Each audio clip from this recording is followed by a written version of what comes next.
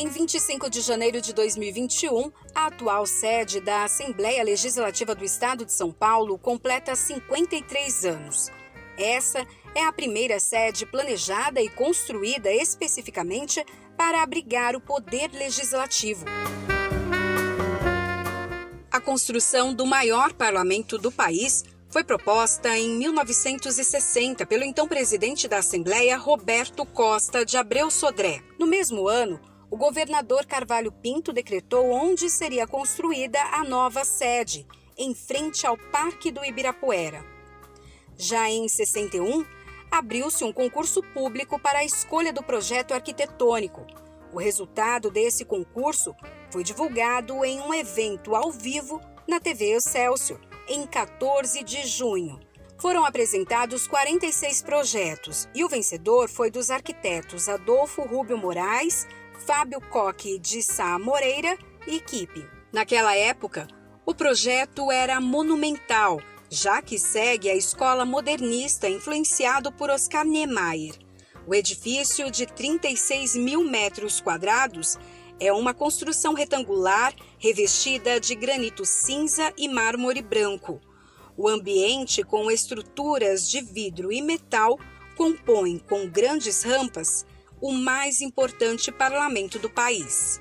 A arquiteta Raquel Machado Marques Pereira, em um artigo, fez uma análise entre a construção do Palácio 9 de Julho e o parlamento escocês. O estudo sobre o edifício Alesp, ele surgiu dentro dos demais estudos foram feitos da minha tese de mestrado, onde foram estudados os três poderes, executivo, legislativo e judiciário, sobre a arquitetura cívica paulista. Todos os edifícios desse período construídos da década de 1950 até 1970.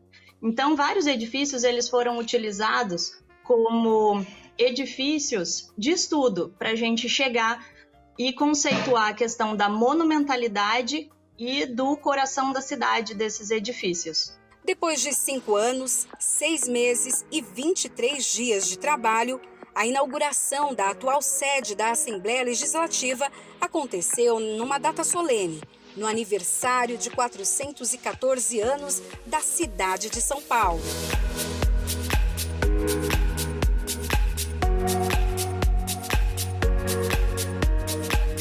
O Palácio 9 de Julho é a quarta sede do Poder Legislativo.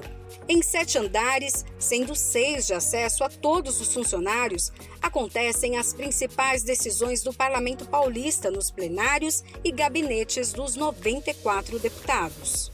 O Poder Legislativo do Estado de São Paulo foi criado em 1834 por força do Ato Adicional à Constituição do Império. Um fato importante foi a Assembleia Constituinte Paulista, promulgada em 5 de outubro de 1989.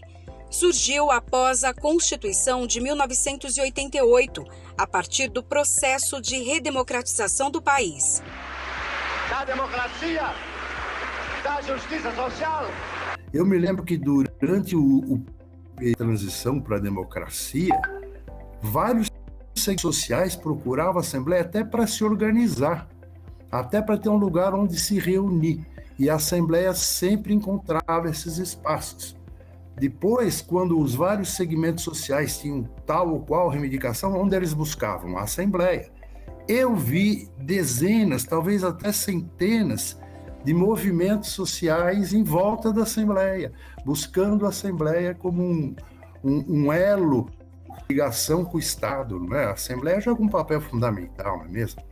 Os deputados constituintes estaduais trabalharam entre 2 de maio e 4 de outubro de 1989 através de 87 sessões ordinárias, 34 extraordinárias e uma extraordinária da Convocação Extraordinária do Poder Constituinte.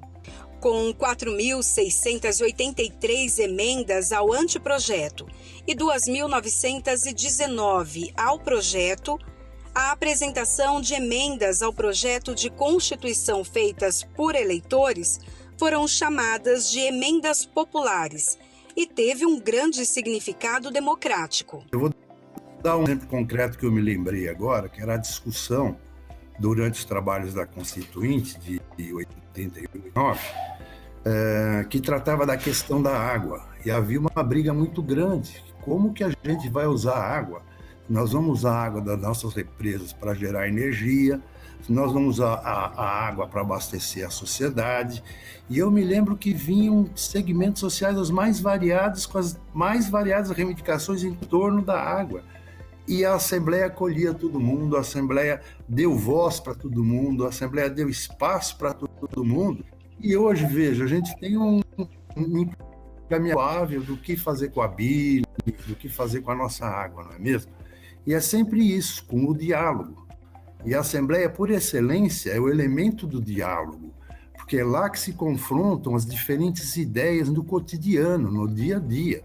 Então, a Assembleia tem esse papel de como uma veia que penetra toda a sociedade e dá vazão para suas reivindicações, para os seus pleitos, para os seus interesses. A Assembleia é o grande elo do Estado com a sociedade.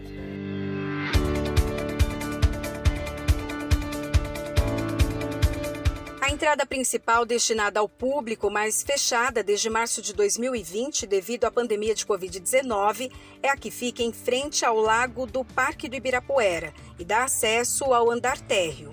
No primeiro andar, além dos 3 plenários pequenos destinados a reuniões e votações das comissões, está a porta que dá acesso à galeria do plenário Juscelino Kubitschek. Os parlamentares entram pelo Salão dos Espelhos, que fica no andar monumental. Há outras 3 entradas, uma de cada lado do edifício. O hall monumental, por onde entram as autoridades que visitam o parlamento e que recebe diversos eventos. A rampa de entrada dos deputados no andar monumental, com frente para a Rua Abílio Soares, e a rampa em frente ao Comando Militar do Sudeste. O edifício da Lesp, ele foi construído para ser um marco na paisagem, né? Esse é um dos pontos que a arquitetura coloca para os edifícios normalmente públicos, porque eles são referência para toda uma população. Ainda mais nesse momento em que ele foi construído da arquitetura moderna, a intenção, né, a intencionalidade na execução do projeto, ele cabe muito na questão de o coração da cidade, que era um dos pontos estudados nos congressos de arquitetura da arquitetura moderna. Nesse momento, essa configuração de trazer a população para que participasse dos movimentos políticos e tudo, trazia, né? Assim como a gente tem toda a esplanada no acesso da Lesp, que funciona também como estacionamento, é uma parte onde a gente consegue colocar todos os cidadãos ali para eles participarem de uma posse, para eles estarem presentes, né, num acesso, numa entrada ali pela rampa ponte, né, passando pelos mastros das bandeiras, pelas palmeiras imperiais, acessando o edifício naquele hall monumental que tem 6 alturas de vidro, né, que conferem os 6 andares de edifício, né, que tem na Lesp. Então, tudo isso é muito importante, essa integração, né, que o prédio vai deixar, né, deixa para a população como um edifício cultural. O projeto de 1961 passou por 2 grandes alterações. Em 2006, o plenário Juscelino Kubitschek foi reformado para a modernização. Recebeu um painel eletrônico por identificação digital e todo o mobiliário foi substituído.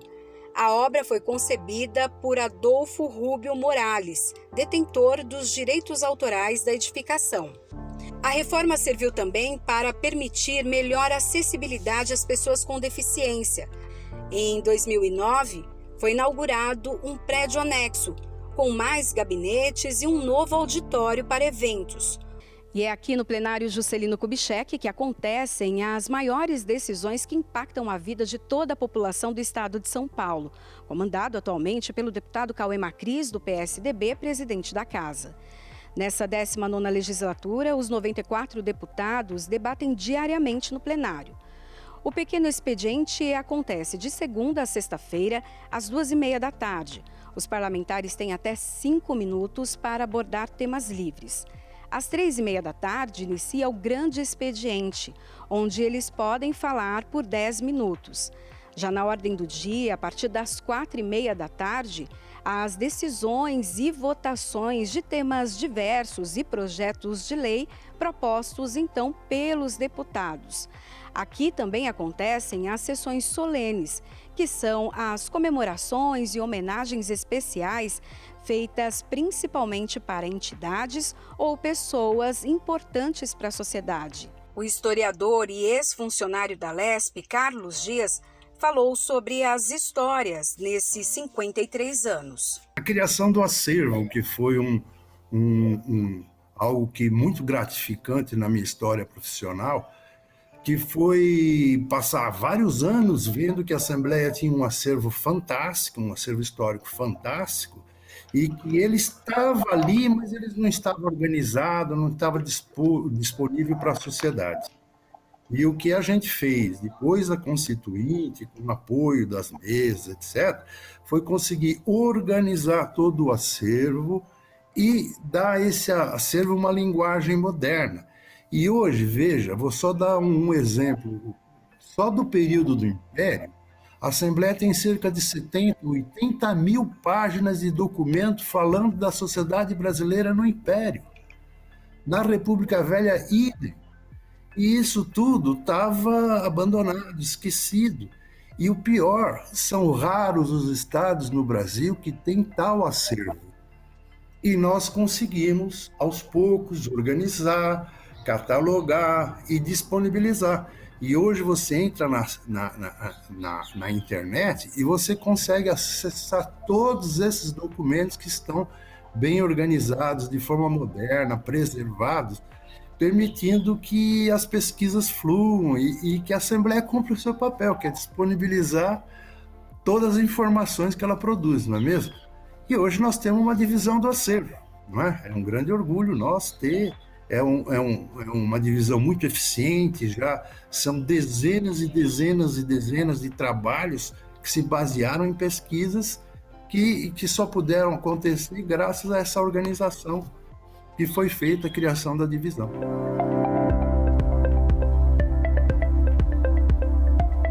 O Palácio 9 de Julho também oferece serviços para a população, através da Defensoria Pública do Estado, além da consulta ao acervo histórico e à biblioteca.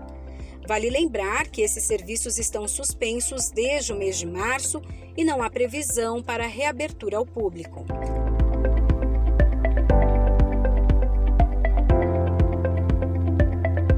Atualmente, a Assembleia conta com mais uma segurança em suas entradas. Foram colocados detectores de metal com uma equipe de segurança terceirizada e supervisionados pela polícia.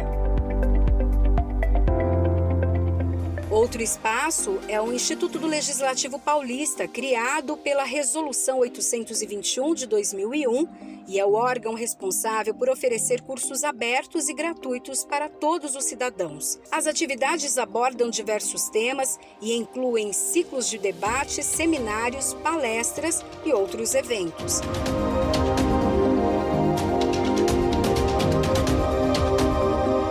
Atualmente, o Parlamento Paulista está elaborando um plano de gestão do seu acervo artístico para redistribuir as 1.502 obras de arte que integram todo o Palácio 9 de Julho.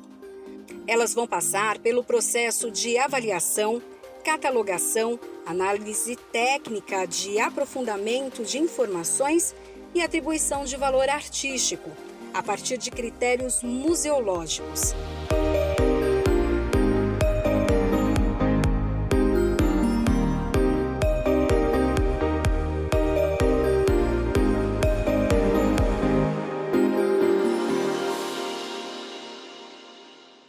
O Legislativo tem essa função.